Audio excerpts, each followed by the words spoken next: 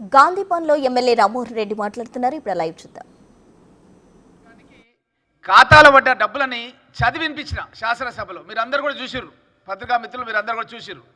చూసినా సరే ప్రజలను తప్పుదోవ పట్టియడానికి అని చెప్పి ఈ విధంగా తన వంగమాదితులను తీసుకొని మా రంగారెడ్డి జిల్లాను పూర్తిగా సర్వనాశనం చేసినటువంటి పార్టీ ఆ బీఆర్ఎస్ పార్టీ.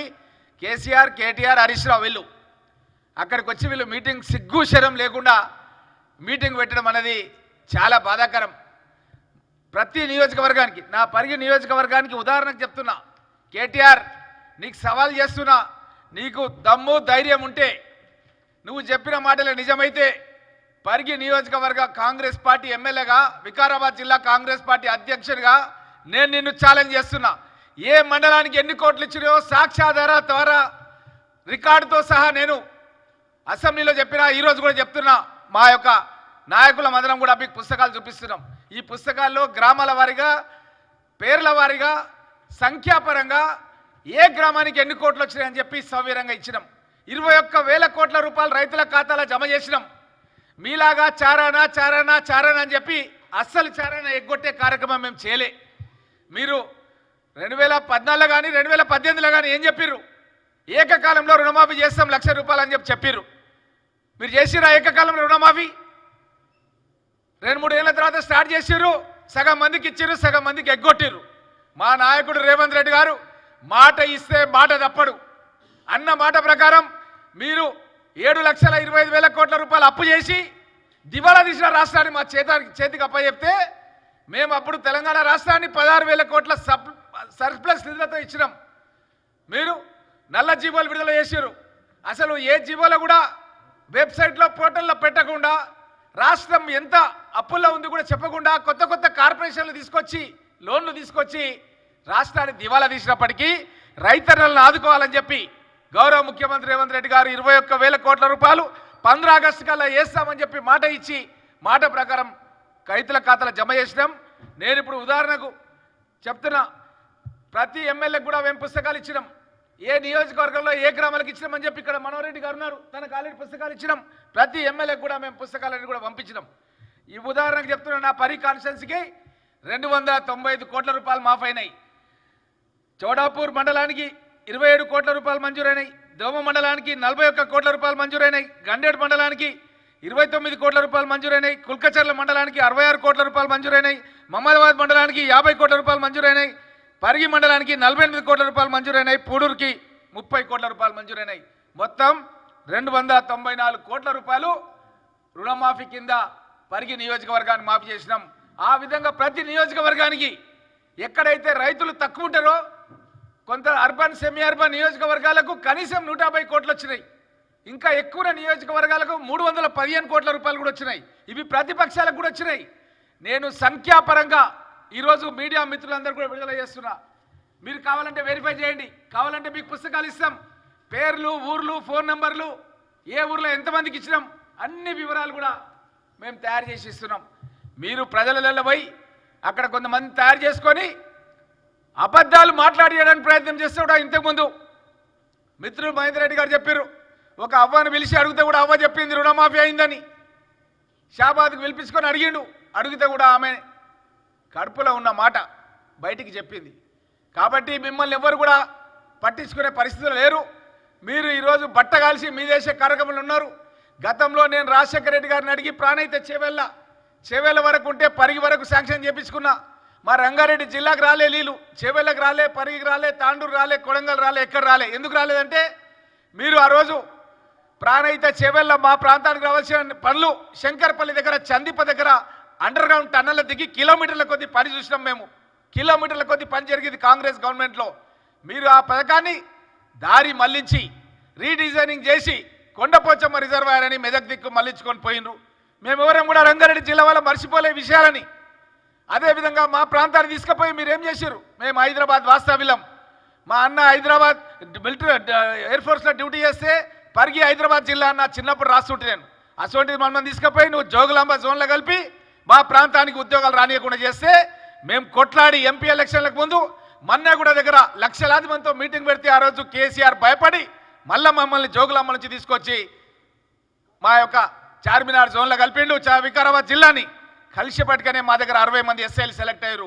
ప్రతి నియోజకవర్గం 80 మంది టీచర్లు సెలెక్ట్ అయ్యారు.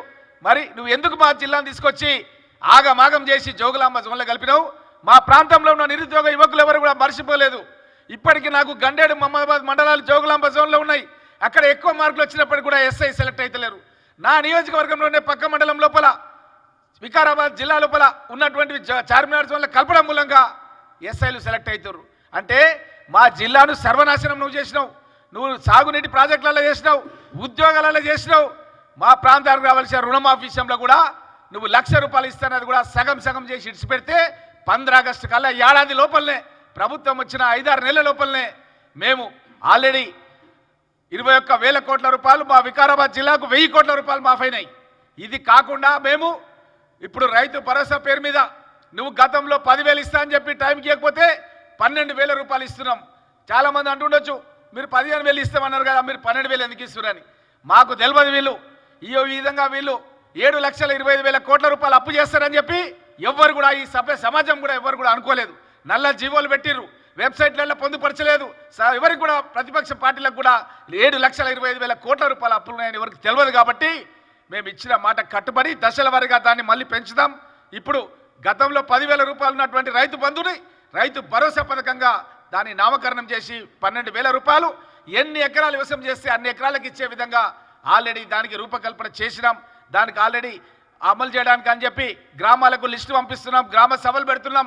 ఎవరైతే రైతు కూలీలు ఉంటారో మీరు ఎప్పుడు ఇవ్వలే వాళ్ళకు ఉపాధి హామీ పని చేసే రైతు కూలీలకు ప్రతి ఒక్కరు కూడా ఏడాదికి 12,000 రూపాయలు ఇచ్చేటట్టుగా కనీసం 20 రోజులు పనిచేస్తే చాలు 12,000 రూపాయలు ఇచ్చే విధంగా మంచి ఇందిరమ్మ ఆత్మీయ పథకాన్ని భరోసా పథకాన్ని తీసుకొచ్చినాం.